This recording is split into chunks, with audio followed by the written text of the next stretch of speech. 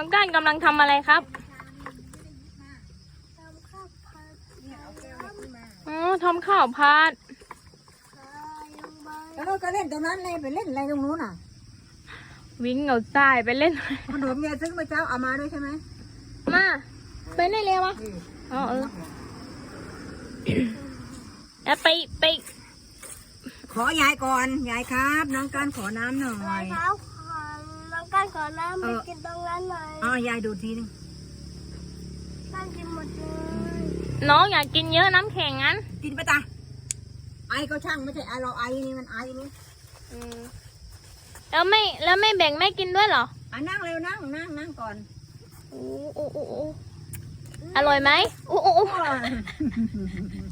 ของเล่น สร้างบ้านกันอยู่บ้านไม่ใช่มีใครเล่นด้วยเล่นตรงนี้แหละสบายเปิดตา ขอบคุณครับ